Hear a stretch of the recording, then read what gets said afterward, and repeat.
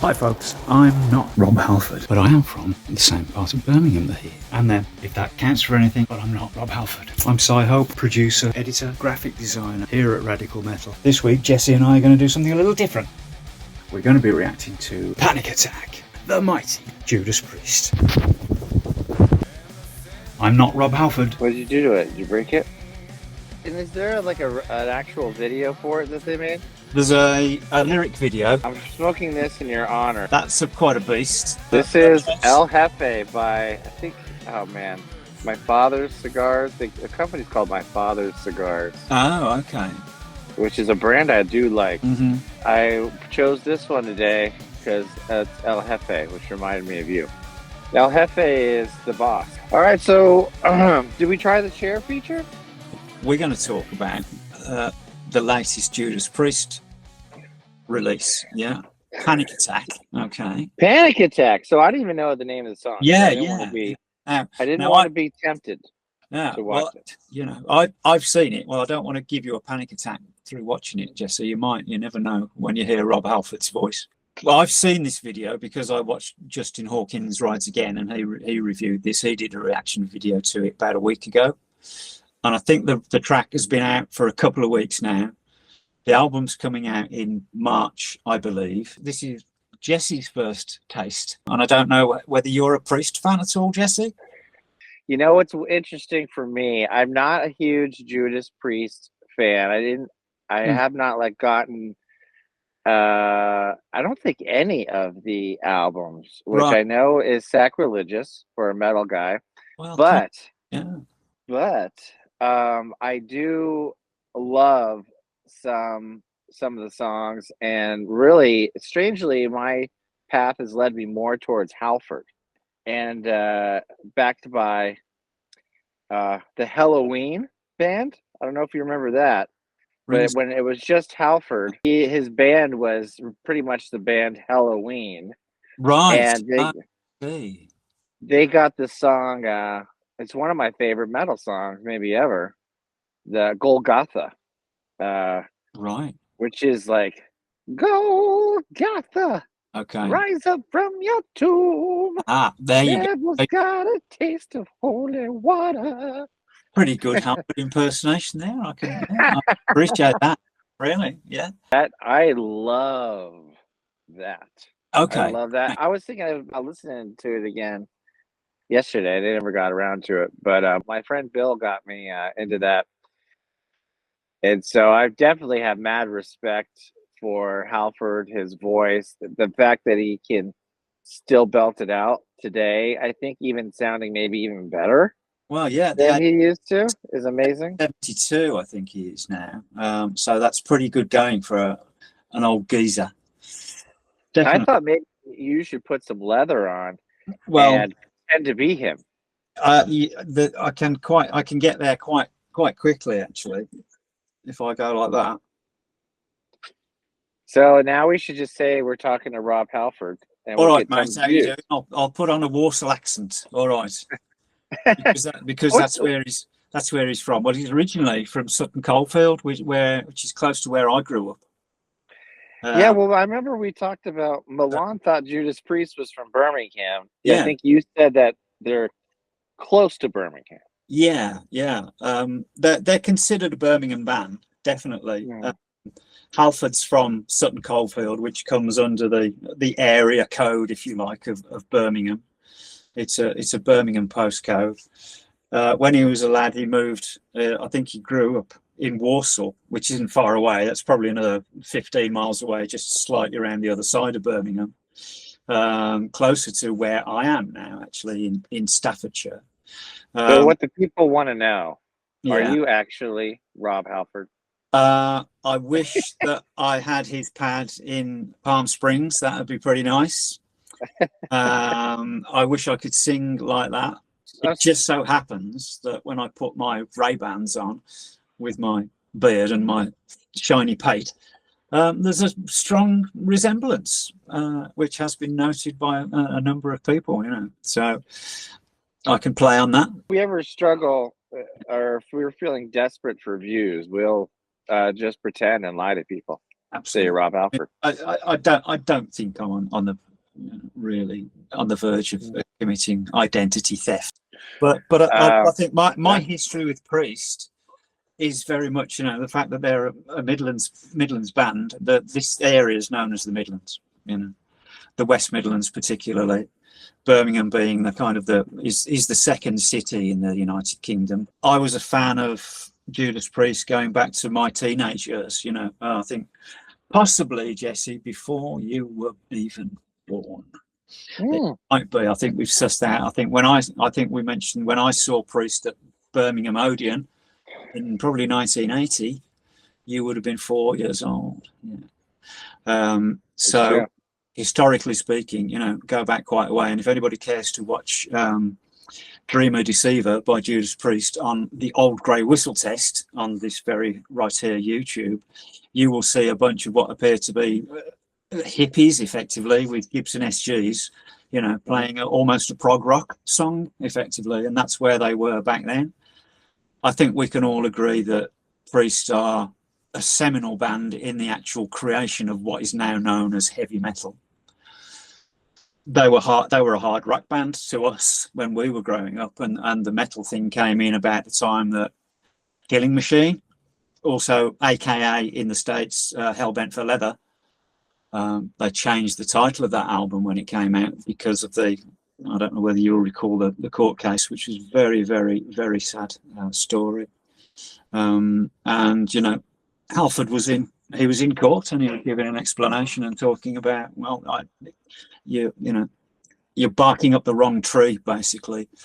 And I think everybody can agree that there's a lot more to the story than just occasionally listening to a couple of heavy metal records. But their history in heavy metal music is long and profound, definitely. Yeah. Even to, my Judas Priest anecdotes. I met KK Downing a couple of years ago when he was running a golf course in Shropshire, which is a county just over to the left of us. And I was working for another YouTube channel making golf videos, and we filmed at the Astbury. And I met KK. Seems to be a nice enough chap. I'm sure he's well used to meeting strange bearded weirdos on a regular basis. Did he make any comments about your resemblance to Rob? No, not at the time. I think we were kind of in the middle of making some video footage. He was just passing through, and there wasn't enough time for a proper conversation, really. But sadly, his finances went AWOL, and he's not been able to continue the business with the golf course. But he's now opened a new nightclub in Wolverhampton, I believe. And he's releasing records under his own name, so he's still active. And I think KK Downing with the Flying V going widdly widdly widdly was just a profound moment in my teenage years, that's for sure. And also I saw Priest once at Birmingham Odeon, and like I say, that was the Killing Machine tour. And though I was only 4, coincidentally, I was there too. Yeah, well, yeah. There was this little lad at the corner, and that was Jesse. But the funny thing is about Priest is when they first started happening in the Midlands, they played Birmingham Town Hall, was the first big gig they had, and a load of old dears turned up for it because they thought it was a religious meeting. So you got some blue rinse middle-aged ladies turning up expecting some kind of religious diatribe. So that was not quite right. And then also my brother and we have a friend who works for the BBC. He's a floor manager, and there used to be a studio in Birmingham called Pebble Mill, and they had a show on a Wednesday night, I think it was called. It was called Look Here, and it was a Midlands-based music show, and it was presented by a guy called Chris Phipps, who was a DJ, record producer, and also managed a band of a friend of mine a little bit later on. And Toyah Wilcox, do you remember Toyah? did Toya ever do anything in the States? But she was a Brummie as well, and she's married to who's the guitarist with King Crimson, Robert Fripp. She's Robert Fripp's good lady, and they've done quite a lot of videos on YouTube during the lockdown and during the pandemic. Oh wow! So yeah, and my brother and I went because we heard that Judas Priest were going to be on the show. So we got a tour of the Pebble Mill Studios, which we'd known about since we were kids because it was all part of local news and what have you. And we went along with our friend David, and it turned out that they were on videotape. They weren't actually in the studio, so we were very disappointed about that. Oh. But we got to sit in the audience of a little local music show with a couple of fairly well-known presenters. So that was fun. Yeah. Probably back when I was 18 or 19 or something like that. Yeah, that's really cool. So I've That's got out of a number of little heavy metal anecdotes. Those are my Judas Priest stories anyway. So. Yeah, and cool. I've only got one actual Priest album on vinyl. I was going to bring it up, but I didn't have time to grab it, which is Stained Class, which is probably the last of their heavy rock albums before they started to become known as the progenitors, or one of the progenitors of heavy metal. Yeah. Well, I listened to him. He was on Mark. He's got another book coming out. Rob Halford, and he was on Mark Maron the other day. Yeah. And it was interesting to hear him talk about some things. He talked about that court case, but then he also talked about being called the Godfather of metal, or the metal god, a metal god. A metal god. Well, he is a metal Which god, I think, he is. One, he is, and then two, it was just interesting how, at some point he just had to embrace that. Yeah. And it wasn't an ego thing. Mm-hmm. He's like, he kind of just looks at it as an ambassador thing, and something he's quite proud of, being able to contribute in those early days of heavy metal and forming what it is. That's how he comes across, isn't it? Really, he's really proud of his heritage, I think, and that's great to see, because it makes him. It helps somebody who's in such a high kind of position in the music industry just become a modest human being, in the fans' eyes, and I think that's a good thing. So yeah. So should we give this a listen? Let's even see though what cheated? happens. Let's see. Obviously, we've got to edit the crap out of this, otherwise we're going to get a ban on YouTube. So you're only going to hear when it's released. You're only going to hear very, very short clips of this. Here we go. Perfect. Yeah. Can you hear it? Yeah, I can hear it.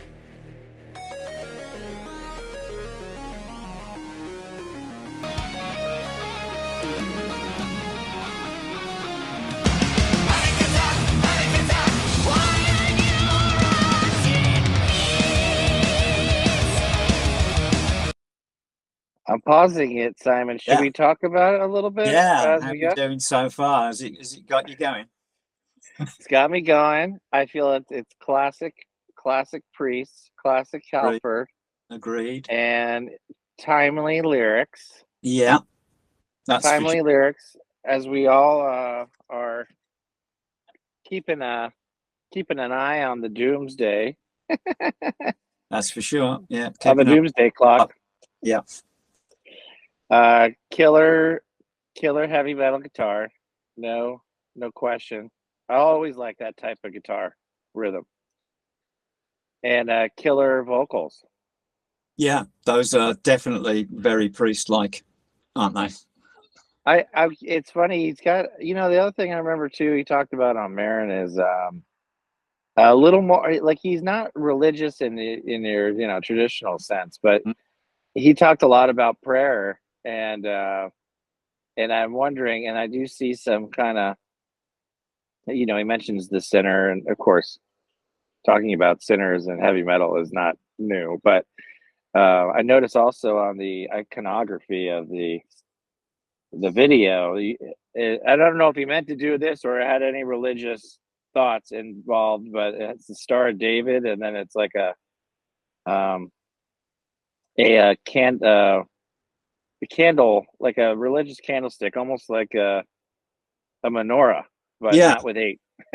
Yeah, interesting. I hadn't really thought about that, and possibly that's because there's a very typical kind of Judas Priest iconography. I mean, that shape, like the burning, like the beacon, if you like. It's almost like a medieval beacon that they would burn, to signal that the barbarians had arrived and that kind of thing. And I love, even where it's paused right now, fiber optic mass hypnotic. I love that because it's commentary on the velocity of information that's coming at us every day via internet. Mm-hmm.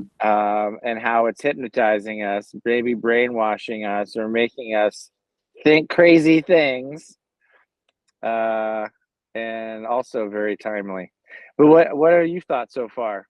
Well, I love the intro because it sounds it's quite prog, actually. That introduction. Did you get a little bit of a little bit of a Mastodon vibe there with the a bit of synthesizer and arpeggiated guitars and things like that, and it starts off without any drums, and then the drums kick in when it kind of kicks into a kind of more classic Judas Priest kind of rhythm and riffology. And I think they've integrated some new ideas into it, actually. Whether that's Richie Faulkner, the guitarist, who's into his, maybe into a bit more recent metal, and he's bringing some things. But I'm sure that Rob is up on it as well, because he loves his music, So maybe he's bringing that to the table with regard to a bit of a fresh approach. And there's definitely something. There's a bit of proggy influence, definitely. There's a little section, I don't know whether we've got to it yet, which reminds me of Rush. There's a bit of a Rush riff going on, a bit of a Neil, Alex and Geddy thing happening. And I'm sure that I won't be the only one to notice that. I mean, that's something that I also notice, and I'm sure has been talked about with Mastodon. That, if it wasn't for Rush, and it wasn't for Genesis, and it wasn't for Thin Lizzy, and it wasn't for Iron Maiden and Judas Priest, and also, as far as Bill is concerned, Black Flag and bands like that, the more punky side. Those are very much the elements which go into making up their music, But for me, I haven't listened to anything Priest-like in quite a long time. I probably didn't really listen to much past Killing Machine era or the Hellbent for Leather era. And it was probably at that point where we got the new wave of British heavy metal, Tigers of Pantang, Diamond Head, and of course Venom, absolutely, yeah. Def Leppard were probably one of the biggies, and I followed it a little bit, and my friends bought their records and things like that, but I tended to float away from it somewhat. My tastes changed a fair bit, although I've carried on listening to Russian bands like that. I've got a bit more proggy, got a bit more experimental, got a bit more psychedelic. Yeah. But it's sounding like classic Priest to me so far. If this is a return to form, and I think I've probably seen a couple of Halford live shows, and on YouTube, just caught clips of them, and thought, and I think maybe Rob Halford was thinking this at some points in his career a few years ago. They became a bit of a parody of themselves. They became a bit of a cartoon metal band, I think, and I think he's mentioned this in interviews, that he felt that some of his best work was behind him, and it feels like they've returned to form with this one. So I think we're on a winner. I'm looking forward to. I will look forward to hearing the whole album, to be quite honest. Shall we carry on listening? Carry on, and see where we go. Cool. I want to listen for that Rush stuff. I'm not sure I caught it, but we might not have gotten there yet. Yeah, I'll go like that when I hear it. Okay, cool.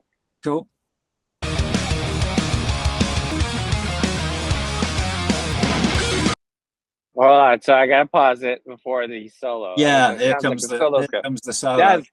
that's definitely the Rush part. Yeah. Yeah, Tom Sawyer. Tom Sawyer, isn't it? Yeah. Tom Sawyer. Yeah. That's Interesting cool ones. though.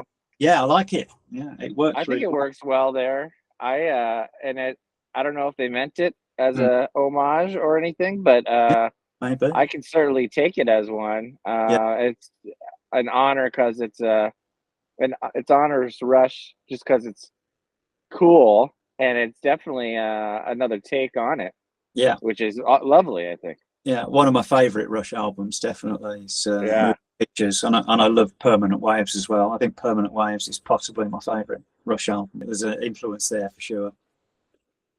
Should I keep it going? I backtracked just a little bit just to catch Okay. the beginning of the Yeah. solo. Well, the solo's coming up. Here we go. Here we go. Should we talk about the solo? Yeah, pretty tasty. Yeah. It was. I like it too. It's funny. For some reason, I was thinking of this. It's like it was divided into some pretty unique prowess that was pretty impressive to your classic kind of heavy metal. Yeah, those kind of arpeggiated things. Yeah, yeah. I was thinking about it in my own skills of playing. Like I can typically play the classic, heavy metal type of thing, and Yeah. where I fall short is that virtuosity that you hear at the beginning of it. All of it virtuous. Yeah. But virtuosity. Absolutely. Yeah, yeah.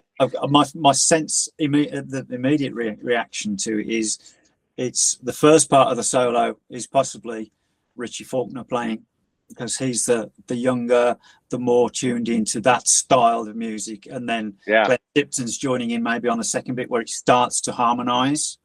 And then they swap and change a little bit, and they work together really well through the rest of the solo. That's my feeling anyway. So I think, Tipton's not very well these days. I don't know whether that's something. I'm sure most people are aware that he's got Parkinson's disease. So he's not touring with the band anymore, but he's still working in the studio, and he can still cut the chops as far as the is concerned, when he's got time to relax and get into it. And I think that I've never really considered, he's more of a bluesy player for me. Tipton has always been. And if we were, I think at some point it'd be nice if both of us could sit down and, as a corollary to this, you'd watch some of the old footage of them on the old Grey Whistle test, when they were still wearing flares and denim and sparkly waistcoats and big floppy. Sure, yeah, because he's my impression, I could be completely wrong, and somebody will put me right on this, is that his approach to guitar playing is much more kind of from a blues direction and a pentatonic direction. And one of the changes with Priest was that when they became more heavy metal and that kind of era started in the early 80s, they were very influenced by Eddie Van Halen and that new style of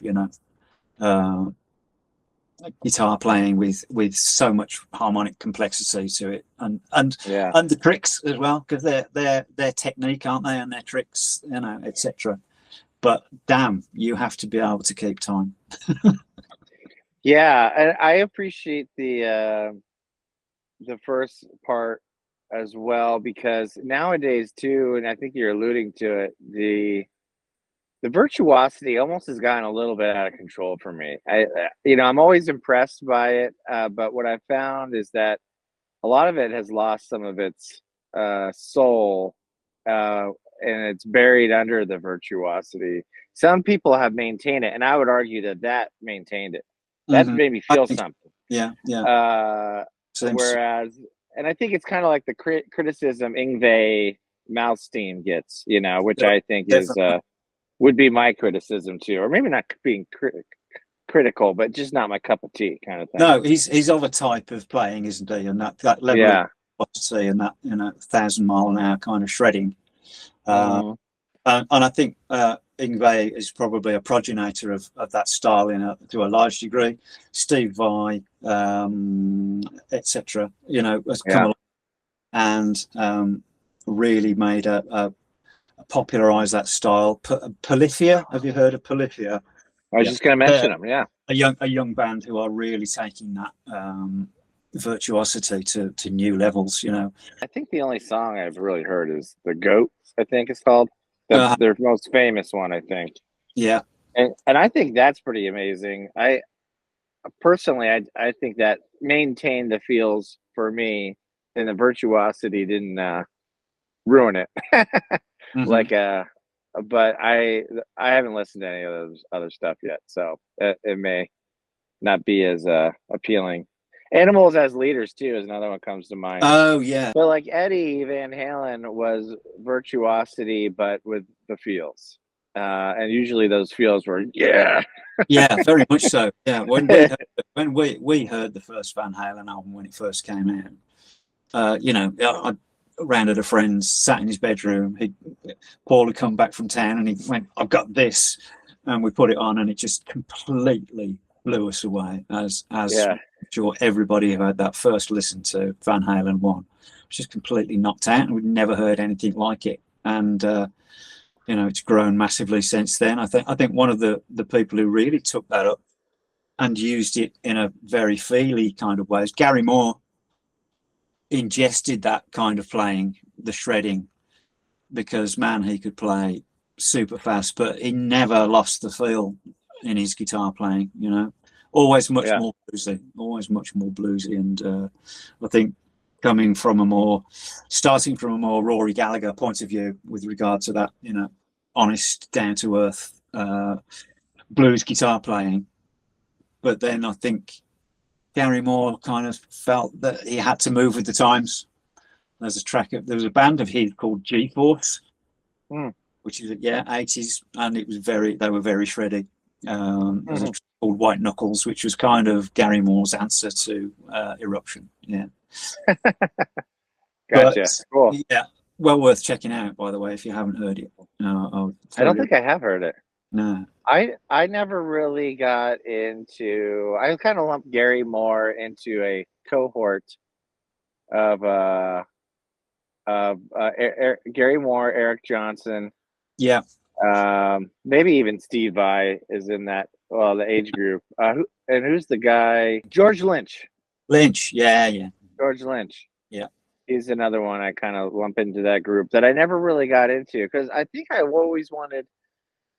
To me, well, maybe that's not true either. I'm thinking of what really turned me on guitar-wise, and some of it was because I could play it, and that turned me on. Like, you know, old school Metallica, even some of the solos, you know, it was learnable for me. And then you get into Megadeth, and you get Marty Friedman involved. And then I'm like, okay, I can't seem to learn that, but I still love it. I love it. Yeah. I come from Tony Iommi and Jimmy Page, really the main sort of thrust. Richie Blackmore probably is, you know, another thing, and of course that your starting point with a lot of their playing is the blues. You know, it comes out of the '60s blues. Revolution with Eric Clapton and you know, that kind of side of things. There was definitely a step change when a lot of when everybody started to be influenced by Van Halen in the main. Definitely that was an absolute turnaround in the history of guitar soloing particularly. But I will say, I think something that doesn't always get mentioned is Eddie Van Halen's rhythm guitar playing. It's just astounding. When push comes to shove, is one of my favorite. Yeah. Songs. You know? Comes to shove, I believe it was inevitable. Yeah, and that I'm sure that the solo on that triggered Michael Jackson's interest in having Eddie Van Halen on Beat It to do his solo on there. Really? There's a sonic similarity between the two solos. I recommend listening to and comparing those. Yeah. So okay. Having chewed on the guitar solo then, and revealed our references and our influences and inspirations, shall we just cop the last minute and a half and see where we go? Yeah. And here we go.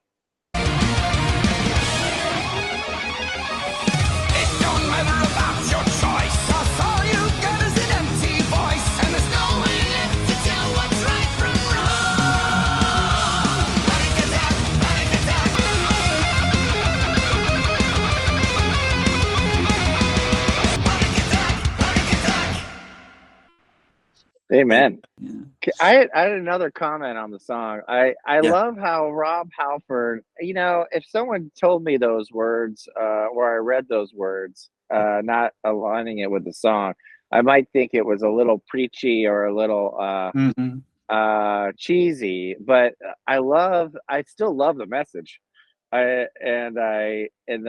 Because he's singing it, Yeah, it gives you the punch. definitely. It's effective. He's actually going, well, hey, I'm going to talk about the world we're living in, and some of the fears that I've got for technology taking over our lives.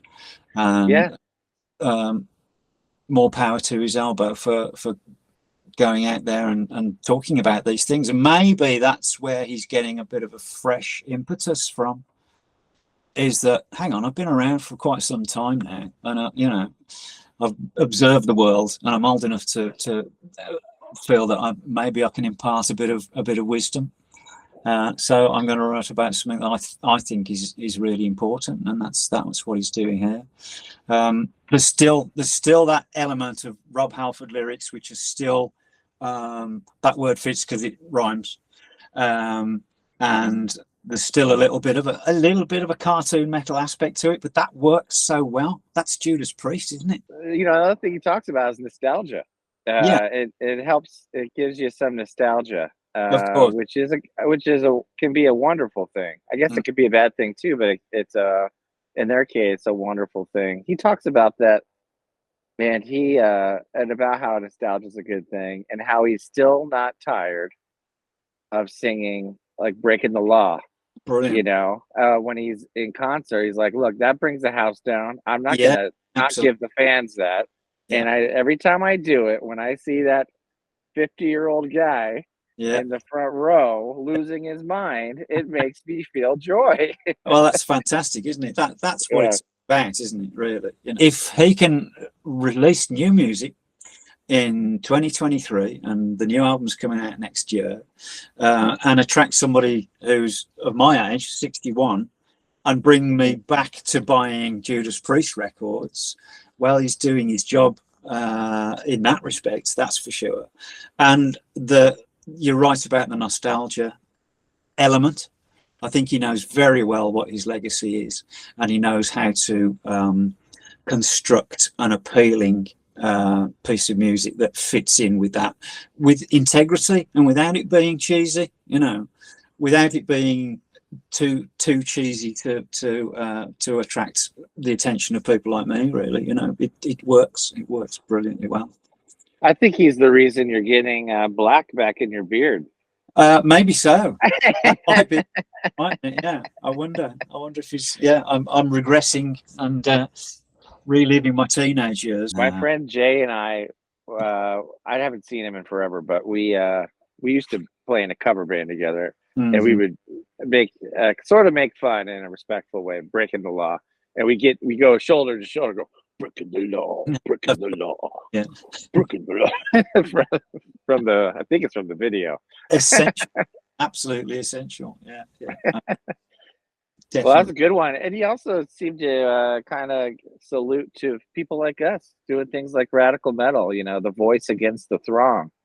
At least maybe I'm over romanticizing what we do, but I took it as a validation, my friend. Yeah, it's not a nod in the right direction, isn't it? If there are people out there who are what I think we're doing and what you're doing with radical metal, Jesse, is a new way of revealing a voice in the world. Formerly, what did you have? Our news outlets were newspapers and the television news, and now everybody's got a say really about what they think about things. And of course, part of the interest of that is the fact that there are government organizations who will observe what people like us are doing, and that will feed into their notions of how they can create situations where maybe they can be very manipulative. Maybe there are aspects of it where we're losing some privacy to some degree, but I do believe very strongly in having communal voices and sharing ideas. It's about sharing ideas. And Yeah. if Rob's tapping into that, and he's, you know, doing what everybody else is doing now and watching YouTube videos, and maybe to some degree having his political biases enforced by what he's seeing or whatever, you know, I don't know. You know, there's a lot of criticism about tribalism, right? And I get it, but yeah, I like what if we're a tribe that's our whole thing is listening to other tribes. yeah, You yeah, know, we're not stuck in our own echo chamber. We're a tribe that's yeah. where our identity is to listen and understand other tribes. You know, Yeah, sure. Yeah, it's got to be better than the original kind of tribal scenario back in Paleolithic times, whereas all the tribes were doing was fighting each other for the space to hunt in a particular valley. You know, and it was that. There's the origins of war, effectively, aren't they? You know, there's the origins of that kind of global conflict, which we're now looking at. And if at the end of the day, well, music should be something that brings us all together, surely. I know that's a little bit of a, you know, oh yeah, okay, old fella, you know, trot out your cliches, but God, it's cliches are true. You know, it's fantastic that we share these things. All right, buddy. All right, sounds good. Okay. Sounds good. Enjoy Nice the rest one, of your weekend. Yeah, good to talk. Brilliant stuff. Yeah. All right. All right, my friend. See you later. Bye See ya. for now.